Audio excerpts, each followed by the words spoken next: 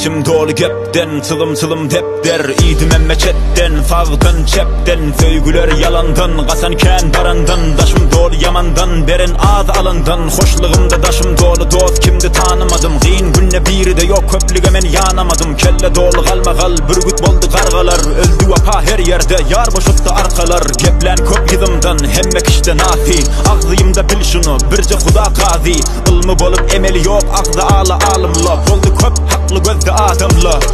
Kurban yok oyunma, hiç kim yok değinme. Bol bol bol özüm bol, qalğın zol dayanma. Yaşmıdan kırpıkle, heley boldu erkekle. Hile dolu her gepte, qaygı sonku gelecekle. Oyun bolma məleme, yatma dellelele. Kulda yeke dədele, yaşı döküp kədele. Özgö boldu bağlala, daş bollu ağrıla. Köpte ağzı ağlala, vuruşlu daydı ağıla.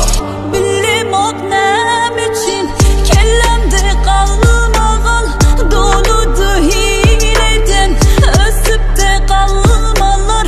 Adımlat nirede, çüreptir almalar. Menem bir yollara, çıkıp da qalmanam. Bilim ot nem için, kellemde qalmağal. Doludu hileden, ösüp de qalmalar. Adımlat nirede, çüreptir almalar. Menem bir yollara, çıkıp da qalmanam. Her kimseyle bilmese ana, adam del ol girmer sana. Bir dok, bir aç, bir zar şama. Bir pul toruzup Instagram'a. Ağrı oldu minen maşinam. Etibar yok aksaslıyım. Sumurguya daş atsamam, daşım çümmer harridim. Atnaşıkla kesildi, telefonda kellele. Dost dosttan öykölü, beren yok el ele. İçimde var qalmaqal, yüzümde var gülkü. Yozum iyiydi etim, sonra zınlı sünkü. Bunları görüp atlandı canım. Kelle donup otlandı çilim. Dimeden çıktı dilimden tüy. Rapimi dinle vur kulağımda çüy. Vur! Vakt ımmat kudıldan tiz geçer gülle. Hemme dünya çürütü de sen atılıp gülle.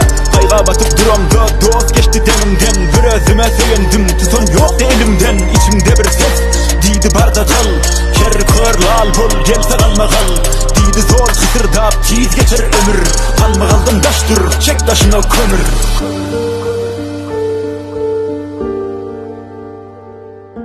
Qalmaqalla bir cezada dünya malı çümene. Manat dolar pont riyal lir euro tümene.